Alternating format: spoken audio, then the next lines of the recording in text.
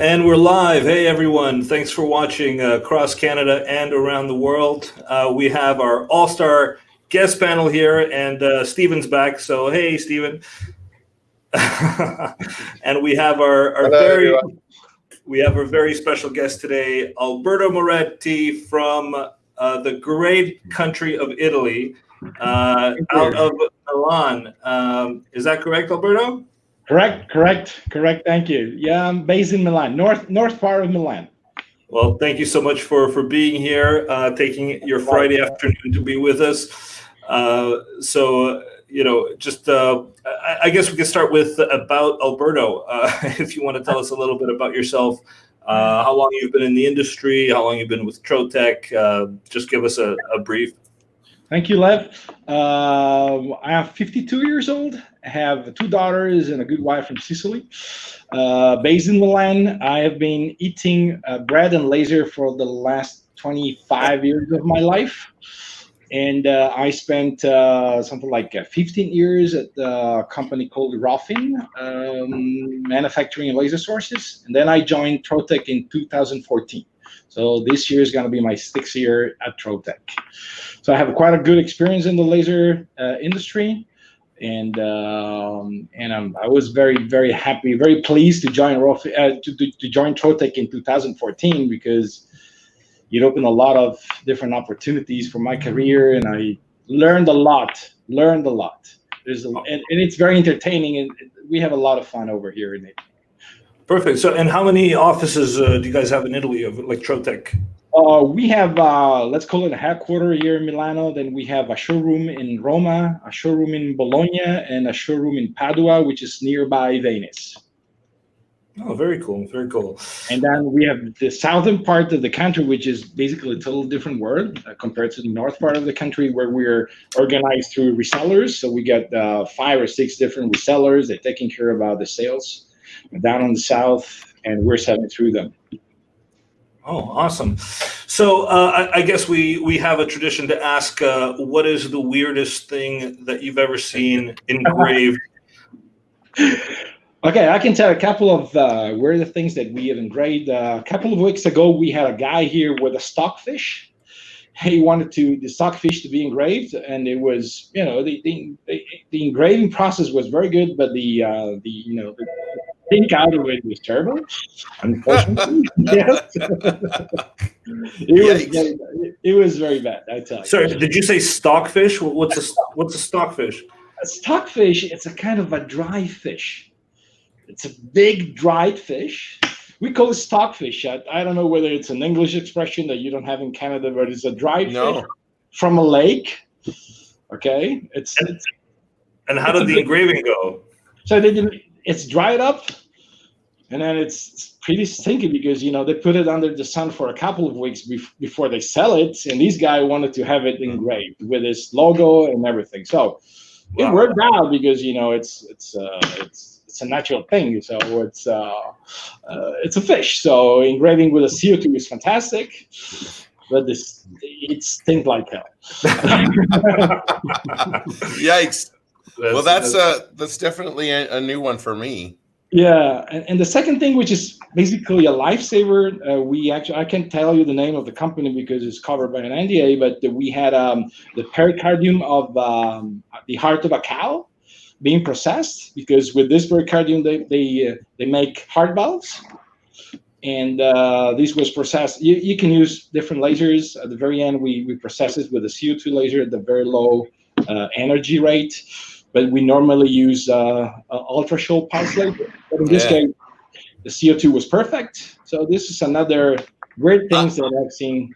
I know this company, Alberto, because they have a branch here in Vancouver too. Yeah. Don't mention it. Okay. Yeah. So exactly. That's the company. So somebody's asking if you meant starfish, but I don't think you meant like an actual, like it's an actual fish. It's not a starfish. I don't know. I tell you, we name it stockfish also in Italian. So so it is a starfish. There's no stockfish. Stockfish, but I don't know. Not starfish. Stockfish. Yeah. Yes, Tio. But I don't know whether it sounds, if it doesn't sound familiar to you. Basically, I think it doesn't exist at your place, So, but it's a fish from a lake. Yeah, because I don't think there's starfish in lakes, right? I mean, those are. We do stock our fish we stock our lakes with fish, but I don't think it's the same thing. Yeah, like this is a starfish. Like I think that's what they're talking about. Stockfish. Stock. They also call it in English. It's called pike. Oh, okay, a pike. Yeah. Oh, we have pike. Yeah, okay. Yeah, we have lots of pike here. Yeah. Wow. Okay. So dried stockfish. Very cool. Exactly. Yeah. Very cool.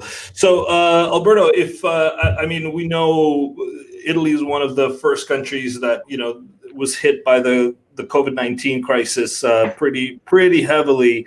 I mean, how did it affect you guys? I mean, how did it affect your customers? Anything you can tell us would be good information. Yeah, sure. Unfortunately, in Europe, Italy was the first country to be hit by the virus. So we had the first casualties at the beginning of February. So we have been experiencing the lockdown starting from the middle of Feb until 10 days ago. So, of course, the economy was completely flat so far, and it still is flat so far. And the majority of our customers had to close down their activities because the only activities that were meant to stay open were those related to manufacturing of PPEs and stuff like that.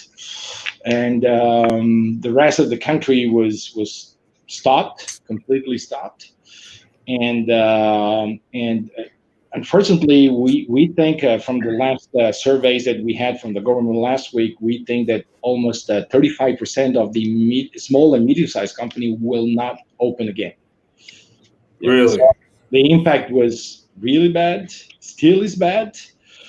We as Trotec have been selling quite a few machines for manufacturing face shields, for example. But if I compare this year to last year, same time, we have minus 57% in sales. Wow, that's quite a bit. Yeah, it was very bad. And now, as I said, 10 days ago, we had the possibility to reopen, but it's very slow. So I think the whole process will take a few months before it comes a little bit up. It crops up a little bit. And we expect to have something in the range of normality after summer vacation. Mm-hmm. And I know that Madreperla, our manufacturer for acrylics, is based out of Italy. I mean, in Canada, at least, acrylics have been very hard to come by for the wall shields, for protectors. I mean, you guys are in Italy, so do you have the same kind of experience? Do you see shortages with acrylic? Are you selling more acrylic? Yeah, basically we cannot get a hold of it. Really? Even though Madreperla is just around the corner because it's about 10 kilometers from here, they have a shortage of, I mean, first of all, the government completely stopped their possibility to sell to third parties, if not to the government itself, for a couple of 2 months. I would say 2 months, yes.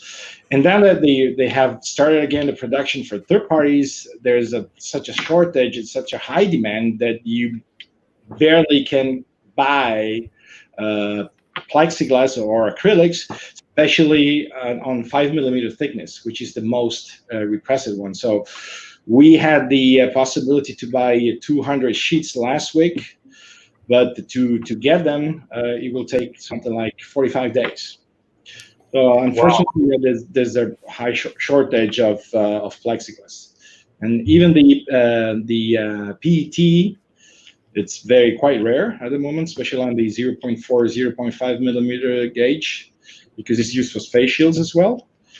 So it's becoming more rare than the gold, I would say. Really? Oh, wow. Yeah. Well, yeah, like our suppliers, the company that Trotec owns out of North Carolina, we were lucky enough that we get PET material from them. But yeah, acrylic has definitely been a challenge to get at this point. It is. Okay, so I guess we'll start with our priority questions. Our first one is from Marcus out of Austria. I see the masking tape and this clear synthetic paper very often used by Trotec Canada YouTube channels. Why doesn't Trotec Austria offer that? So, a couple things about the consumables. So every subsidiary of Trotec almost runs like a separate entity, especially with consumables. We have to outsource and source local materials. Now we have materials that are centrally controlled by through Austria, like the Lamicoid sheets, like the acrylic that we mentioned. But things like the synthetic paper, and I think this is what they're talking about. This is the stuff that we get in Canada. Alberto, do you guys sell this stuff in Italy? No, we don't. We don't. Do you have any? Go ahead. Sorry. Yeah, we normally tell customer how to procure it, but we don't sell it directly. Is there a lot of demand for this stuff? I mean, I've had Europeans ask about this stuff specifically. Yeah, masking is pretty popular, I would say.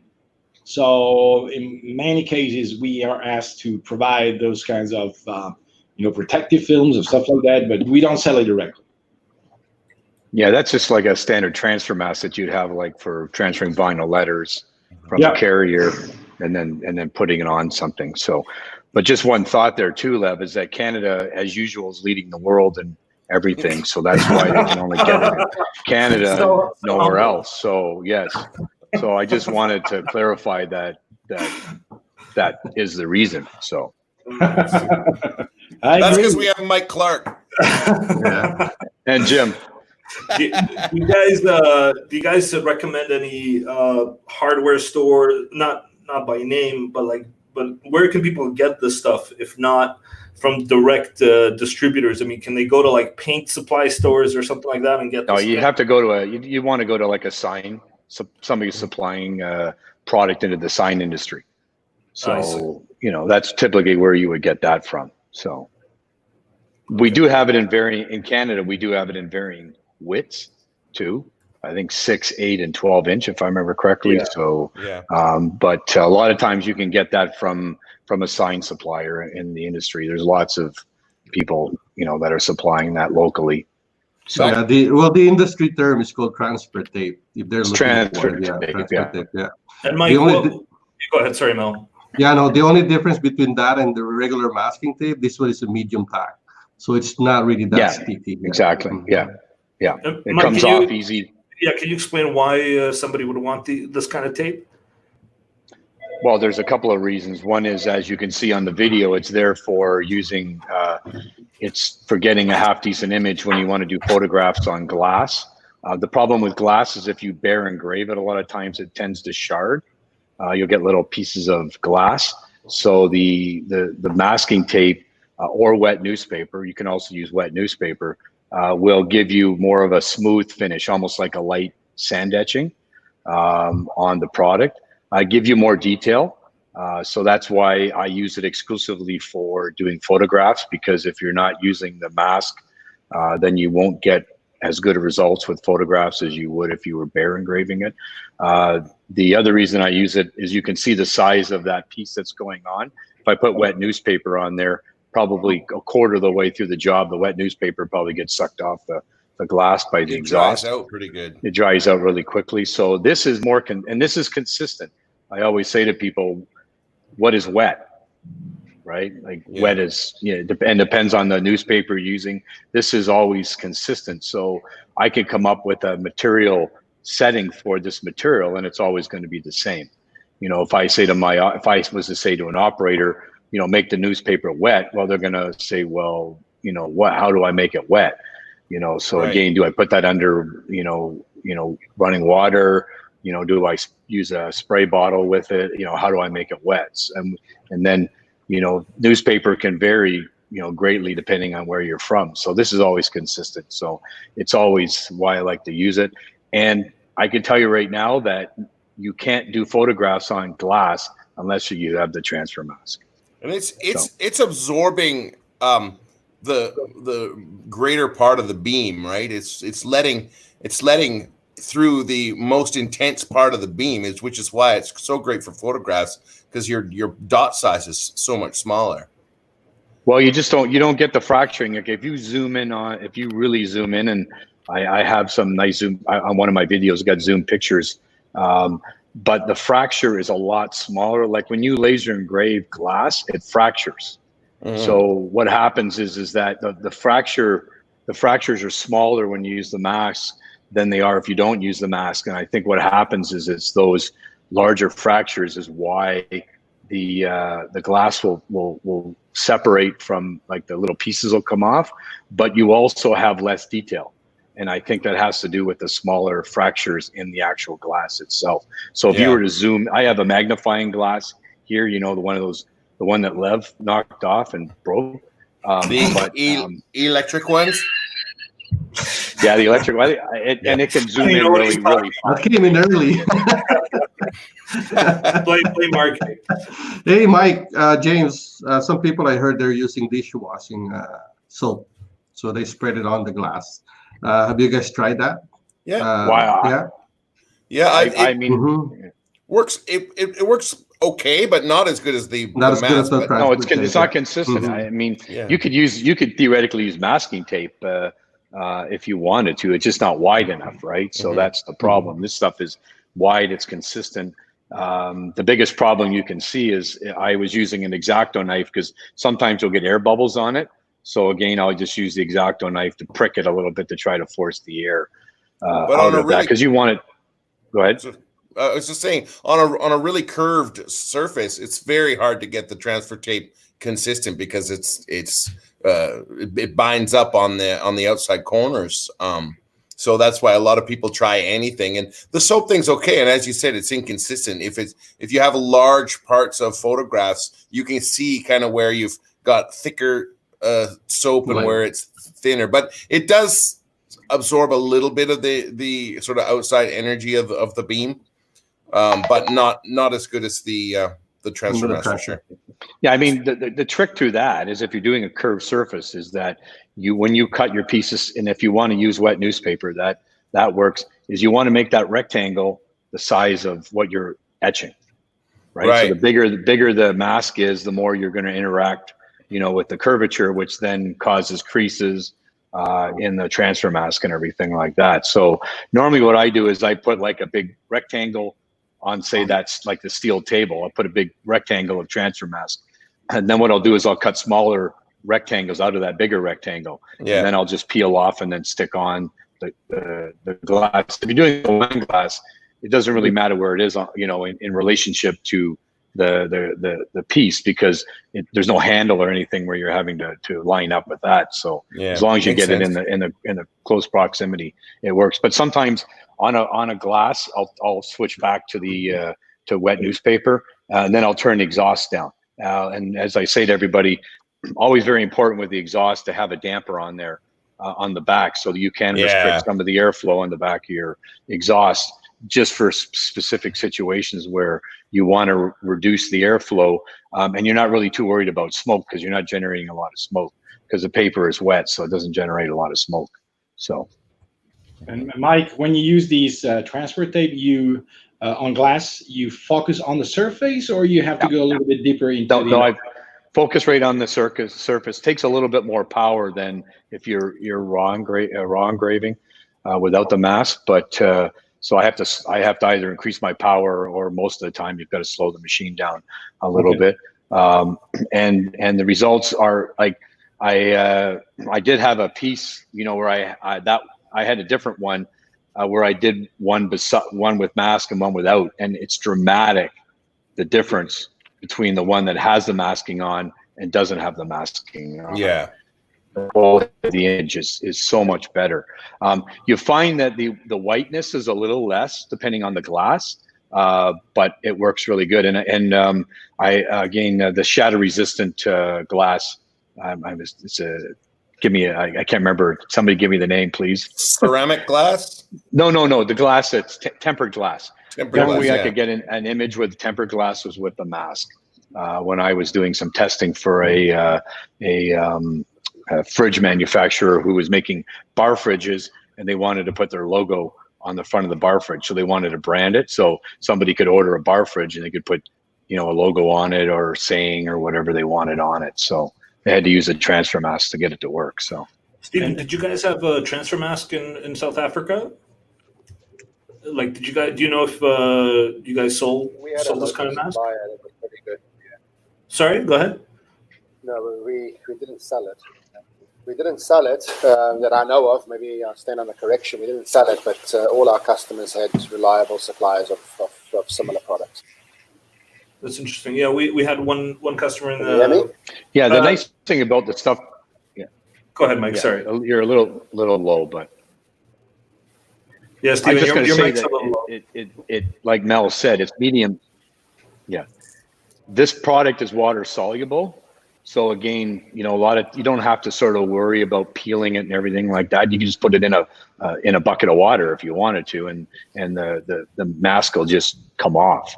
Right. So, and then a lot of times the only thing you may want to do is just have a little bit of a magic eraser or a small little Brillo pad, because you will get some residue from the adhesive on the mask that you'll need to clean off.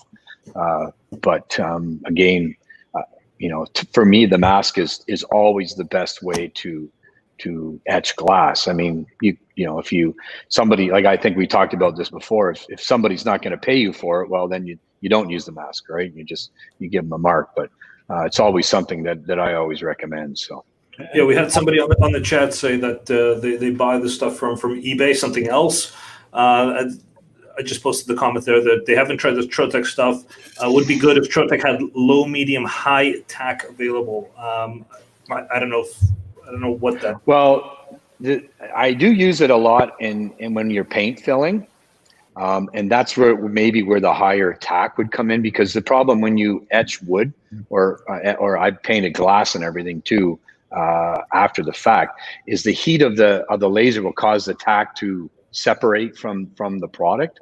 So what I typically tell people to do is, once you've done your etching, then go back through and just tap down with your finger to try to get that tape to re-adhere to the material, because when you spray paint or paint fill, if that mask isn't all the way down on the material, then it will seep underneath. So again, a lot of times I'll just go over it again just to press down and then paint fill it. If you're going to, because again, it's perfect product to use for the for paint filling. I mean, I've tried some other products. Again, you got to be. There was a product called Fisker. I think it was from England, and I used that. I think it was polyester, but again, I have had some. I mean, you could use PVC product for the same thing for paint filling, but you can't use it because of the issues of the smoke and that and damage to the machine. So again, if you're make sure if you're using something other than the mask, you check out its MDS. So perfect. Our next question is from Nilesh from Mumbai, India. Nilesh doesn't have a laser, and I guess he's just asking about the different applications of laser cutting. So I mean, this is obviously too general of a question to kind of go through, but I guess we can ask Alberto. In Italy, I mean, before COVID, what is kind of the main industries people would use lasers for? Yeah, I mean, we have 8 main market segments over here. One is signage and displays, which is one of the best that we have. Then we have woodworking. Then we have educational, of course. I'm a woodworker. Textile industry, of course, it's pretty big here. The fashion industry, it's quite big over here. And then it's in job shops, a lot of job shops. So to answer such a question, it's pretty difficult, I would say. I normally tend to separate the way of explaining what a laser can do in the 3 main applications of the laser. So it's cutting, engraving, and marking. And then, there's a whole world that opens in front of your eyes, because the laser is so flexible that you can do anything you want, basically, except for a few materials that it's better that you don't process. All the rest, it's cutting fish. Well, speaking of fashion, I mean, in the last maybe 5-10 years in Canada, all the fashion schools are getting laser cutters and engravers. Are you guys seeing the same in Italy? Like Sure. I mean, it's quite a consolidated technology nowadays in the fashion industry, and not only in cutting fabrics and stuff like that, but also in embroidery. In many cases, when you have a single layer material, they use the laser rather than the classic embroidery machine. So it's taking, it gives you a lot of advantages because, it's just a very simple solution. I would say the only limit that the laser has is that if you use natural fabrics, then you burn it, and it gets a little bit brownish, and they do not like the smell. But there are some other, equipments that we offer here in Italy. There's a local company that offers a kind of a spray machine these machines sprays particles from diamonds. So they clean completely the surface. The cut surface is completely clean, and then there is another spray which is not like a water jet. It's a kind of, and then there's another spray that removes the odors, basically. So you can offer a complete solution, even though they are not very keen on using a laser because of this kind of counter effects that it gives on natural materials. With the help of side technologies, that you can solve their problems. And there's a very famous luxury company car over here in Italy. It's not Ferrari, it's another one. I cannot mention it, unfortunately, but in the area where they make the seats for the cars, they use very high quality leather, and they use a laser. Of course. Now, do they outsource or do they? They have internally. They have an internal area where they produce. It's all manual. Those cars are 235 basic price, €1,000 on. Sports cars, of course, we're talking about sports cars. Everything is done manually by nice, good females. And the cut of the laser itself is done by laser. And they remove odor and the black part of the cut with those side technologies. And do they promote it, or is it just? No way. Wow. No way. Hey, Lev, I think the best resource or list of different applications they can find is our YouTube channel. Yeah, that's a great point. If you guys from Canada. Yeah, of course, yeah. That goes without saying, Mike. If you go to Trotec Canada on YouTube, you'll see all the stuff on there. I'm just there's another question I'm going to go to for priority questions. Phil from Kelowna. I'm putting a logo on a customer supplied crib board. How do I center it on job control? I only have one chance to make it right. I don't know if you guys have job control open. If you want to show, Mike, you do. I can't really. We're not hooked up to a machine, so we can't show the laser. But I did do those videos, on the barrel and all that, where it shows you what to do. I'll make one suggestion here for him if he wants. If he has a transfer mask, or if he's got just some masking tape, put it over the area that he wants to etch, and just run at a really, really low power so that it only etches the masking tape. And then if he's happy with where the location is, he can peel off the masking tape. But if you watch those two videos that I did, there it is, positioning on a job. Type in Trotec position, and then this will be in-depth training how to position a laser job.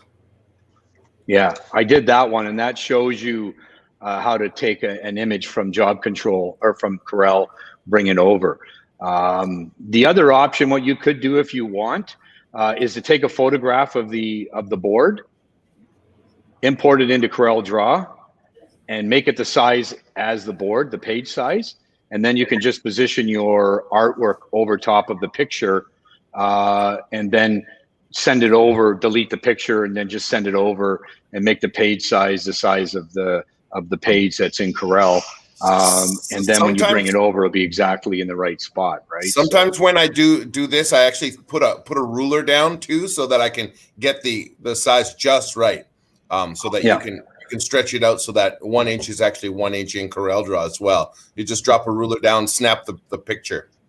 But I mean, the easiest point would be to measure, like this is what Mike has a plaque here. Put a piece of masking tape, measure the center, put a crisscross, and position the laser over it. Yeah, because you can outline the job in job control, right? But the other thing you can do if you want in job controls is you can move the laser head on the screen, right? And you can see the logo on the screen. So you can move the laser head to the edge of the image in job control, right? Like, again, you can see that I've got this great hockey team's logo on the screen here. So you can move the laser head to the edge of the C, and then you can see that on the crib board, and then you can move it over to the other side, and you can use the four corners if you really need to, or you could just outline it if you want. So with the red dot pointer. So perfect. But there is one there. I did the barrel right too, Lev. Yeah. That one has the barrel on it, and the barrel is probably there. It is there. So it's trying to get it in the middle.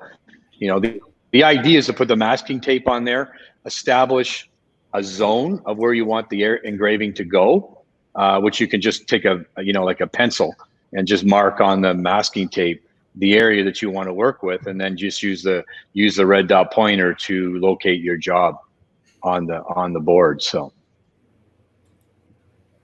perfect.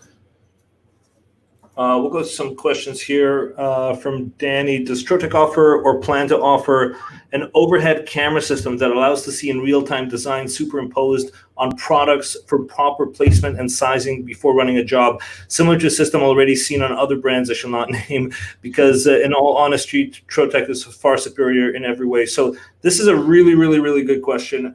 It's definitely been on discussions at Trotec in terms of like a camera system that basically you can see it when you place. We have something like that for the Galvo machines, correct me if I'm wrong, but not for the flatbed Trotec machines. And I think the competitor that we're talking about would have multiple cameras.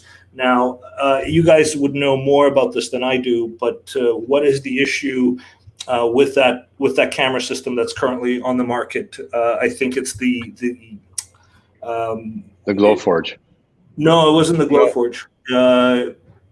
It was the Iris camera system, and when you put it in the middle, it basically it's like, again, this is from what I understand. When you put it in the middle, it's accurate, but as soon as you're moving towards the sides, it starts to distort the image. So I don't know if you guys can talk about that.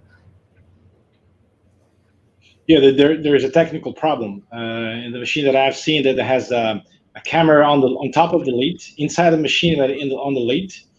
You basically can see the whole working area, but when you try to make a job on one of the sides, left side or not exactly in the center, the machine is not accurate, and the camera is not accurate at all. So they would need multiple cameras, and it would, the cost will be extremely high.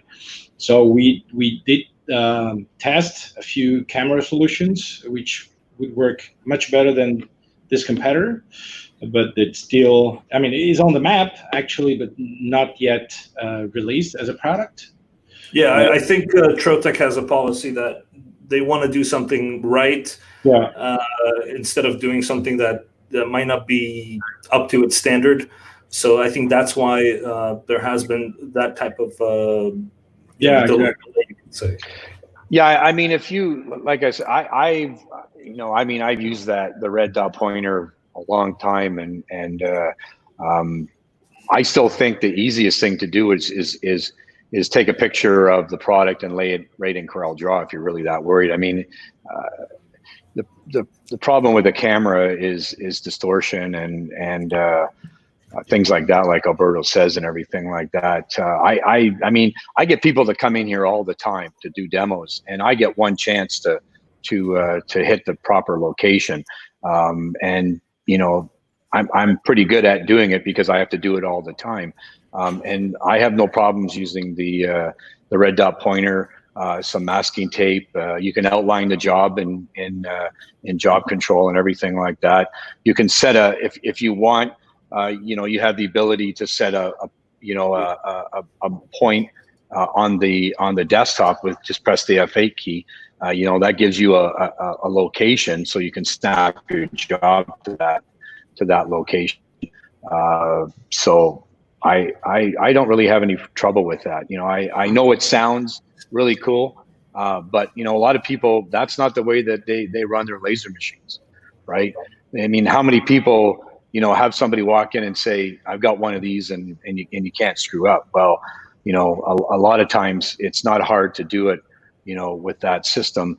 And most of the time what people want is they want some big piece of material cut down into this size, and they want a bunch of items laser engraved on this. So it sounds kind of neat, but to me, it really isn't really a big selling feature, to tell you the truth. So yeah, Aaron mentioned, honestly, the camera system is more of a gimmick.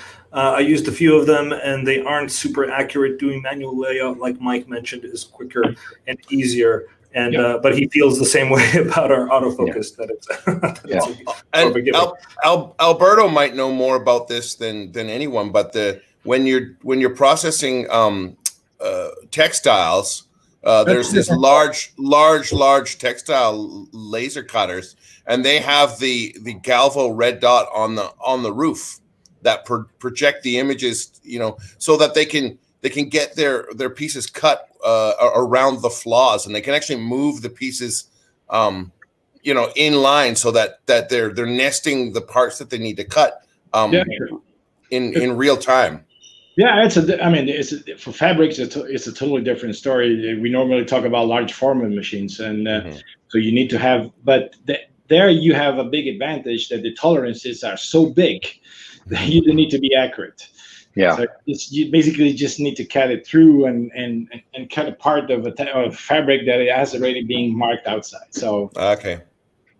Yeah, but I always thought, like, for years and years now, I've always thought that having that same sort of system where you have the Galvo mounted somewhere on the roof or on a gantry over SP2000 or something, being able to project the image like we do on our speed marker lasers, on a flatbed would be really super good as well. Yeah, sure. Yeah, and I just want to mention what Mike was talking about.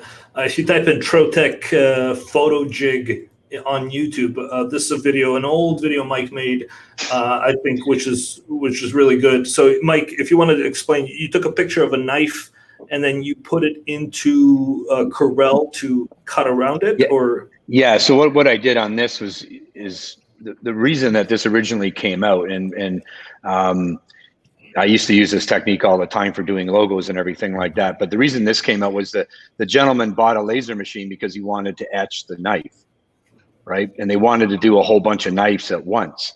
So they had to make a jig for it. So what I did was I brought the picture into Corel Draw, and then basically I digitized the cut line around the actual outside of the knife to create a cut line so that you can make a jig. Now you use the same technique where you just drop in the logo on top of the product too, if you really wanted to. So instead of using it to make a cutout, then you could just use it as a positioning tool so that you get the logo in the proper place, right? So again, see, then the reason that I like to just send over the logo, and sometimes it really depends on what you're doing, but if you send over a big sheet, it's harder to move it in job control, right? If you just have the actual object, if I need to nudge it a little bit, left or right or up or down, I can do that with the, with the X and Y numbers in job control. So I can make really fine movements left and right. Sometimes when you've got a big piece on there, you try to make a movement and it hits the edge of the page, the actual laser page, right? Like the actual work page. So that's why I sort of like to send over just the actual small logo and then manipulate it that way. But this would sort of work the same way. If you imagine that this photograph was the cribbage board that this gentleman wanted to do, and then you could just stick your logo in the bottom right-hand corner or wherever it's supposed to be. Just make your page size the size of the crib board, right? Send it over, put it up in the top left-hand corner. I guess that's the easiest way of doing it. And then if you really want to check it, you can bring the laser pointer down, or you could put masking tape. I've done this many times. Put masking tape down there. Really use a small power, like 10 power, and just do an etch. And if you have to go over it twice, who cares? I mean, then at least you're getting in the exact right location. And if it's perfect, peel the tape off, adjust your power, and then run the job. It's in the right spot. So. Yeah, perfect. Sorry, I had the next video go for my mistake.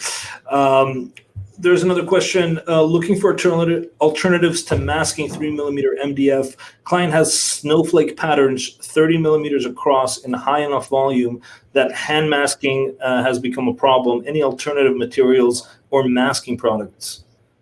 Go ahead, Mike.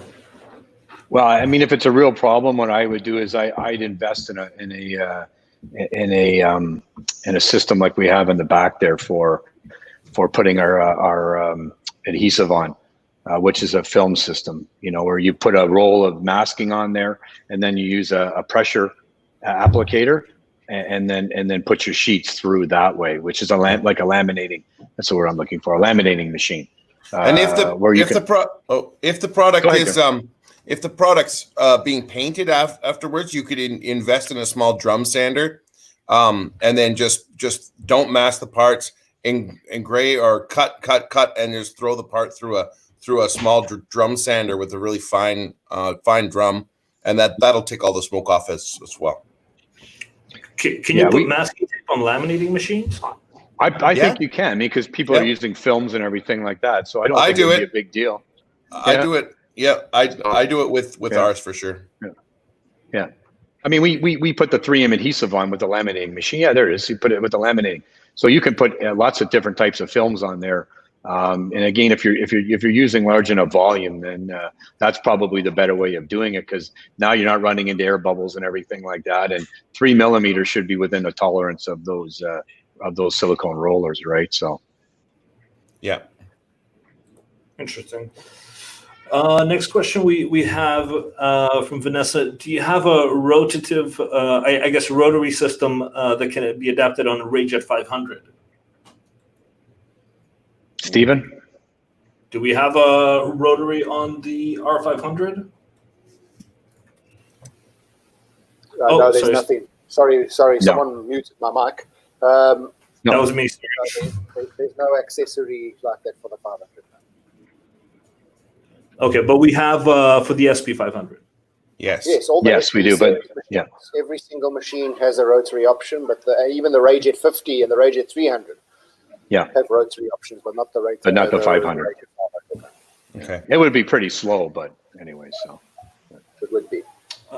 Next question we have Josh from Dartmouth, Nova Scotia. When sending a job to Corel to Job Control, how do I position the artwork file exactly as shown in Corel? For instance, I have a cutting board. Sorry, just gonna pull. I think we just basically went through that. We already. Went through that. So the next one is from Villas from Goa, India. Tips on adjusting air pressure and laser focal point setup. Stephen, I guess we can ask you that. Is there any tips?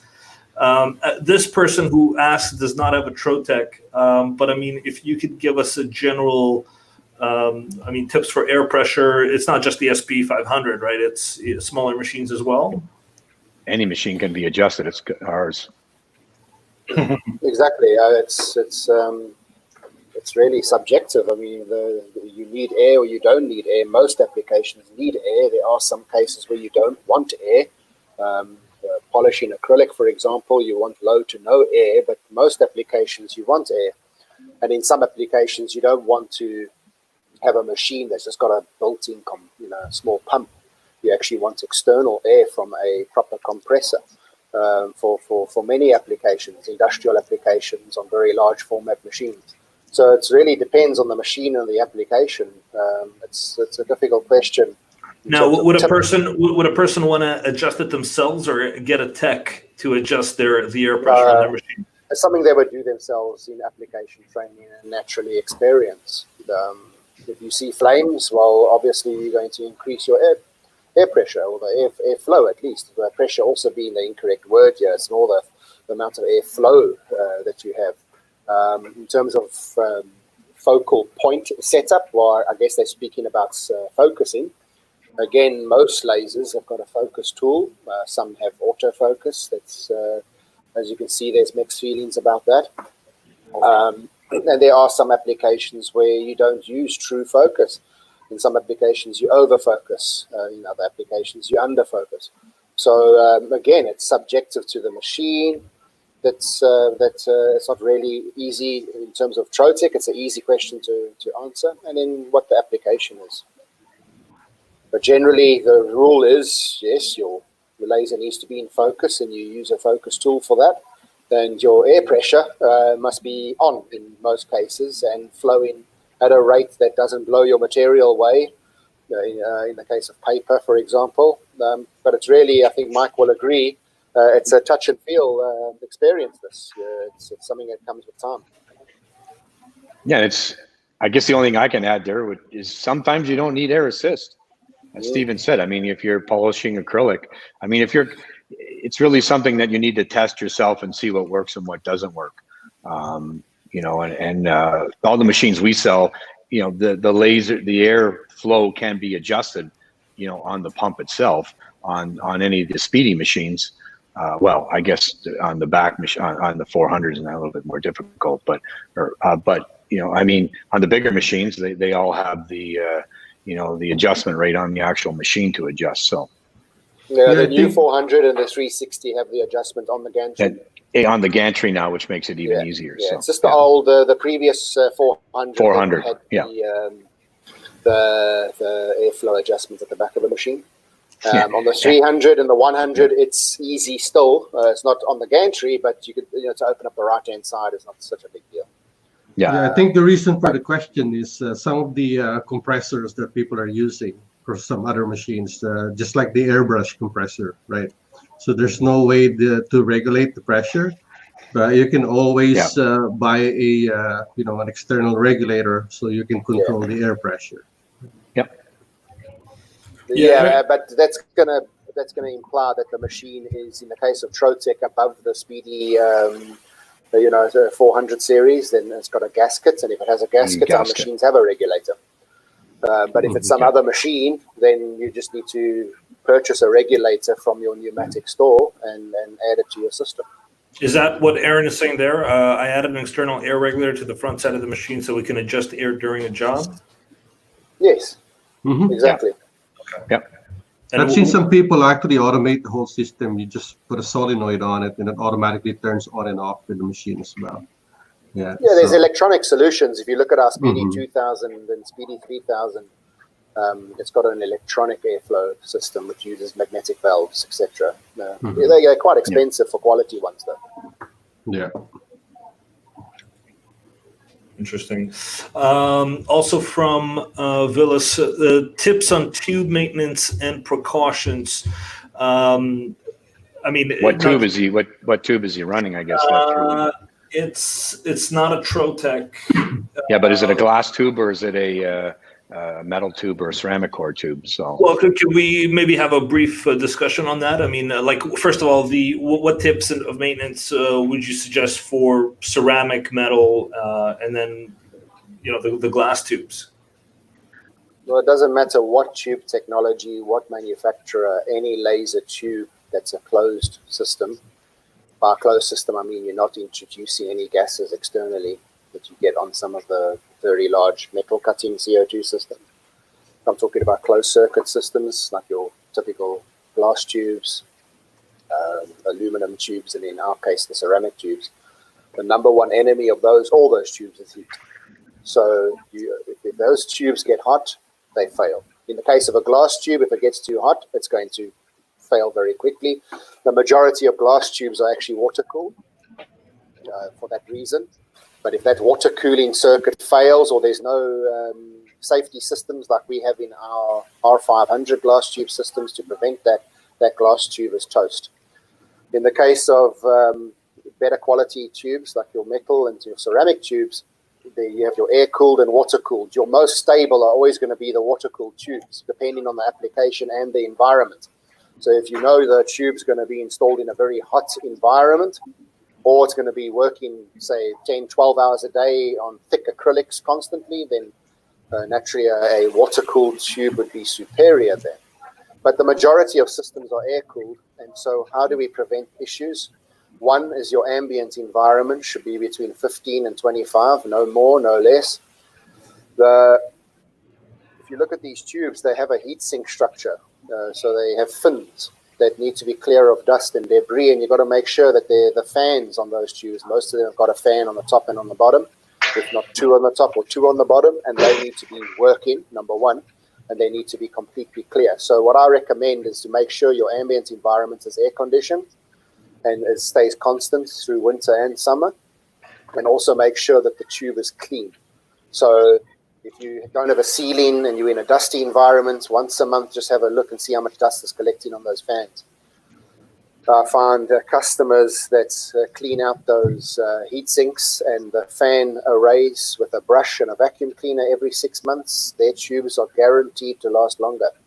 It's a guarantee. And then the next thing is your power supplies. The power supply failing is normally the reason why a tube fails too. So you've got to check your power supplies. They also have fans, and make sure that those power supplies are clear and clean and there's no dust in those either. And naturally, if you are looking at your power supplies, please make sure that your laser's been unplugged from your wall and don't get electrocuted. So keep dust away from your machine. And then the third thing that's critical is the distance that your machine's placed from the wall. It's no point pushing warm air back into the tube. So if your ambient environment is 31 degrees Celsius, then those fans are pretty useless. So you need to keep the ambient down and also keep the air flowing from around the laser. So I would say at least, I know it's not always possible, but your best case scenario is to have the laser about 1 meter away from the wall. So have a 1 meter of space around the laser on each side. But at minimum, I'd say at least half a meter. I've seen a lot of machines pushed right up against the wall, and so the machine just can't breathe. So those fans may be running great, but it's just regurgitating its own hot gases. So that's about the best I can do, but also understand these tubes. A lot of people don't realize that a tube is a consumable. It's not an engine that keeps on going. And if your laser was a printer, there would be ink in that tube, and that ink will run out. And so just inherently, all these tubes will eventually reach their end of life. But in terms of preserving your tube, those are the best tips I can give. No, that was very in-depth. Thank you. Yeah. Very good. Get a better explanation. That's why we have you here, Stephen. Matthew, next week I'll make sure this thing is engraved. Yeah, actually, mine isn't engraved either, so we'll engrave that with Trotec. No worries. Actually, Roland had a good question here. Does anyone use the Z movement in job control for speedy? Very dangerous in my mind. And then I asked him to clarify. He says if you don't pay attention, you're running in the honeycomb table by setting the Z value in job control. So I think he means if you set the wrong Z value, it could hit the honeycomb table. Anyone want to comment on this? Yeah, the especially in a Speedy 100 or a Speedy 300, that happened to me in my first week or so using Trotecs, where you forgot that you didn't click honeycomb. There is a honeycomb button telling the laser, the job control, that you do have a honeycomb that's actually measured from the top of the honeycomb down to the table. And if you don't use that honeycomb button, it's going to think that you don't have a honeycomb on there, and it could crash. Now, with the invention of the 360 and the 400, with the interchangeable beds, those beds are all on the same level. And so this becomes a moot point now. That's Z. I use it all the time, especially on a flex machine, because for a flex machine, it's a different focal length for the CO2 and for the fiber. So you'll notice when you do send a CO2 job through a flex lens, a 2.85 flex lens, that bed drops down a bit and engraves. Now, if you stop that job halfway through, you're going to have to focus again. And if you have your autofocus on, it's always going to just come back up to the same point and engrave. at the right point without you having to worry about stopping or starting the job. So I do use it. I use autofocus quite often. I think it's fantastic. You just have to make sure that you follow your checklists for sending a job. Is my honeycomb button checked? Is it not? You got to be a little bit more careful before you send the job. So he's also saying about putting a value into the Z offset, which if I'm going to share my. Do you want me to share my screen out here? Yeah, and Roland's using a 100R. Yep. Yeah. So where's my this Z offset value here? Now again, we're not hooked up on to the laser machine, but this value will display, where you are. So sometimes I'll use that Z value to measure, and then if we go into job control, I think what Roland he's talking about is the Z offset right here. So a lot of times, when we tell people to engrave trolleys, we tell them to go out of focus. Normally I'll use a positive number, so then that table goes down. But sometimes if you want to focus into the material, you need to go negative. And he's right. If you have to be very, very careful when you use that setting that you don't, if you're going to put 0.9 in there, 0.09, you don't put 0.9 or 9 and a negative, so that drives the head up too high, right? So where it actually crashes in. So and again, if you stop, right. Sorry, I'm just saying he's absolutely right. Pay attention. Yeah. Yeah, and that's why when I tell people when they first start out with their machine, the only thing that they should be doing is using the manual focus tool. I know it can be a bit of a, it's a little bit extra work. I don't think it is, but some people think it is. And I can tell you right now that everybody comes in here, they think autofocus is, it's like one of those, it's like the photo, you can see the image on the screen and everything. A lot of times it looks really neat, but in practicality, it doesn't always work. Yeah, we always want to use the manual as well, just as a precaution. Well, I tell people because there's one less thing you need to think about. Like you start running around, the phone's ringing, you're trying to throw something in the machine and everything like that, and you're not necessarily always thinking. So if you always use the manual focus, you eliminate that issue of driving the head in there. There are times where you need to use the Z focus for certain products where you want to move the table up in between, before you etch or maybe going from one color to another. But again, you always want to think about that stuff. You always want to sit back and think, okay, I'm moving the Z. Am I all right? Yes, I'm all right. So again, it's just something that, you want to make that extra step to check. And like I said, you get a one-man or two-man business operation, which a lot of people are, and they're thinking about a lot of other things. So that's why I always tell people, manual focus is always the best. So, Roland, you can press the stop button too. Okay. Right, so, Mike, you mentioned putting a positive number in that Z offset. 90. Do you want to do it like 90% of the time to drop the table down? But in instances where you want to move the table up, is that more for cutting thick material? Like you need to. Like if you're cutting a full inch acrylic, you want to move more. Is that the only reason you would want a negative Z offset?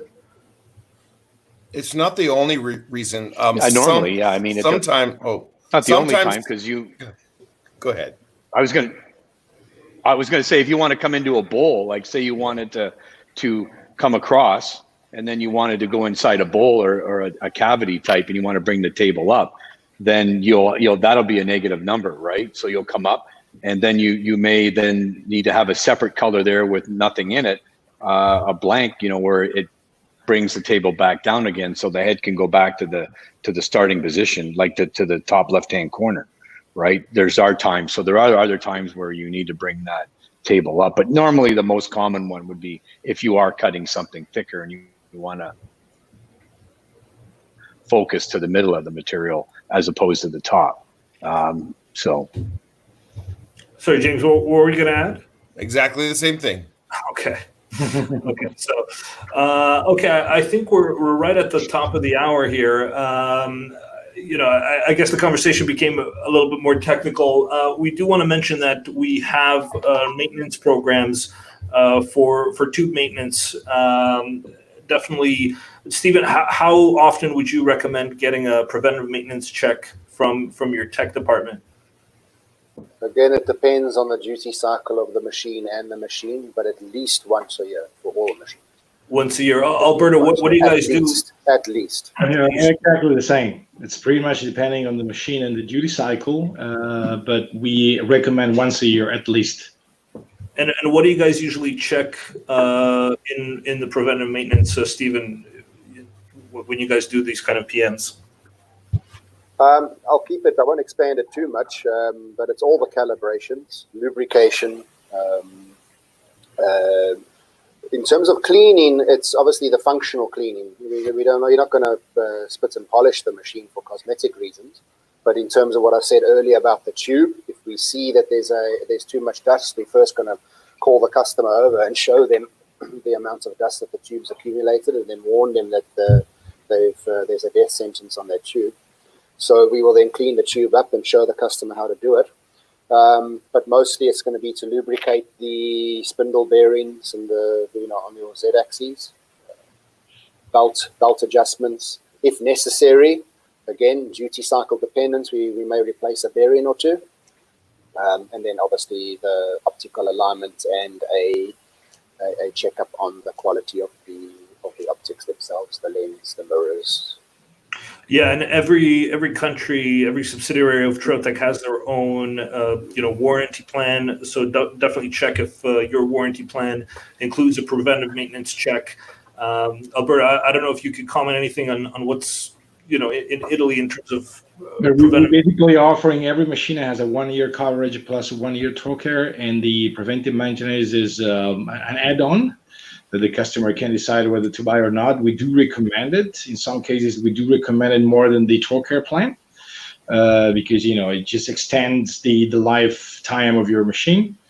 So we basically try to offer a full package. So the machine plus the tow care. Yeah, it's similar in Canada, exactly.